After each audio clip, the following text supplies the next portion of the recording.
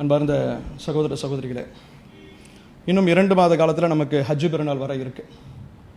ஹஜ்ஜு பெருநாள் நெருங்குகிறது என்று சொன்னால், இன்னைக்கு இருக்கிற காலகட்டத்தில் இறைச்சி பிரச்சனை, மாட்டு பிரச்சனை, வண்டியில் கொண்டு போக முடியல, ஒரு ஊசி போடுறதுக்கு கூட ஒருத்தனால மாட்டை இன்னைக்கு கொண்டு போக முடியல, பின்னாடியே வரான், வந்து அடிக்கிறான், கொள்றான், அந்த அளவுக்கு நிலைமை போய்கிட்டு இருக்கு.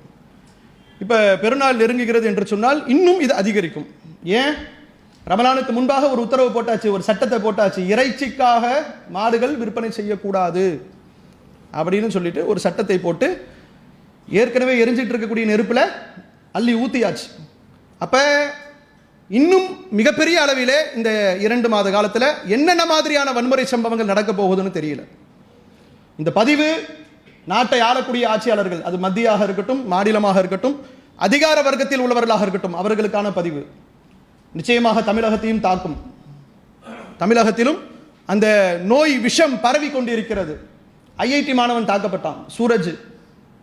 அவன் மாட்டிறைச்சி கலவரம், அந்த வன்முறைக்கு எதிராக நான் மாட்டிறைச்சி சாப்பிடுவேன் என்று சாப்பிட்டதற்காக அந்த மாணவனை கண்ணில் அடித்து பார்வை போகும் அளவிற்கு தாக்கினார்கள்.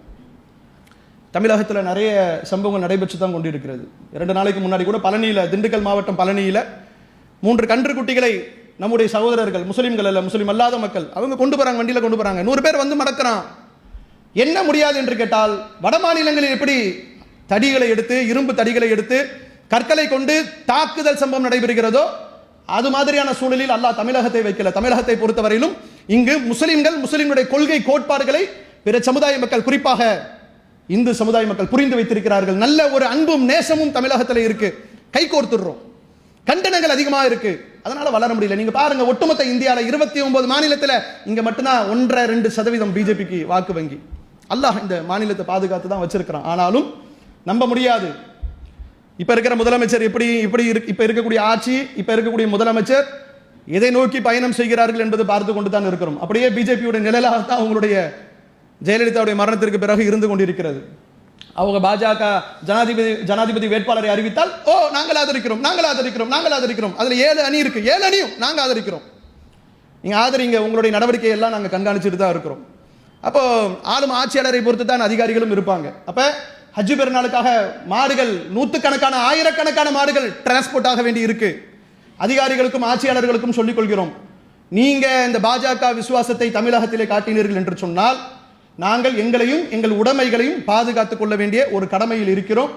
அந்த நிலைமைக்கு எங்களை தள்ளிவிடாதீர்கள். இந்த நாட்டினுடைய சட்டத்தை நாங்கள் மதிக்கக்கூடியவர்கள், அமைதியை விரும்பக்கூடியவர்கள். முன்கூட்டியே நீங்க என்ன பண்ணிருங்க, இந்த இந்துத்துவா சக்திகள், வெறி பிடித்த சக்திகளை எல்லாம் கூப்பிட்டு எச்சரிக்கை செய்து விடுங்கள். கணக்கெடுப்பு நடத்திக்கிட்டு இருக்கிறீங்க போலீஸ். என்ன கணக்கெடுப்பு? யாரெல்லாம் முஸ்லீம்கள், முஸ்லீம் இயக்கங்கள், யாரெல்லாம் மாநில தலைவர், யாரெல்லாம் மாவட்ட நிர்வாகிகள், அந்த கணக்கெல்லாம் கொடுங்க. நாங்கள் உளவுத்துறையிலேருந்து எடுத்துட்டு இருக்கிறோம். எங்களை நீங்கள் கணக்கெடுக்கவே தேவையில்லை. எங்களால் இந்த நாட்டில் ஒரு பிரச்சனையுமே இல்லை. வெளிப்படையாக எவன் வன்முறை செய்கிறானோ அவனை நீங்கள் விட்டு வைத்து விட்டு எங்கள் மீது தொடர்ந்து ஒரு பயங்கரவாத ஒரு முத்திரையை குத்தி கொண்டு ஓன் லிஸ்ட்டை கொடு, ஓன் லிஸ்ட்டை கொடு அப்படின்னு இயக்கங்களை எடுத்துட்டு இருக்கிறீங்க. முதல்ல அவன் லிஸ்ட்டை போய் எடுங்க. என்னென்ன பேரில் அவன் இன்னைக்கு தமிழகத்தில் செயல்பட்டு இருக்கிறான் எல்லா லிஸ்டையும் எடுங்க. கூப்பிட்டு எச்சரிக்கை பண்ணிருங்க. இந்த மாடு விவகாரத்தில் ஹஜ்ஜு பெருநாள் வருகின்ற பொழுது வாளை சுருட்டி வைத்துக்கொள் என்று நீங்கள் எச்சரிக்கை செஞ்சிருங்க. அப்படி இல்லை என்றால் அந்த வாளை நறுக்குவதற்கு இஸ்லாமிய சமூகமும் ஏனைய சமூகமும் தயார் என்கிற ஒரு எச்சரிக்கை நான் இங்கு பதிவு செய்து எனது உரையை நிறைவு செய்கின்றேன். வாஹிரு தவானா அல்ஹம்துலில்லாஹி ரப்பில் ஆலமீன். அஸ்ஸலாமு அலைக்கும் வரஹ்மத்துல்லாஹ்.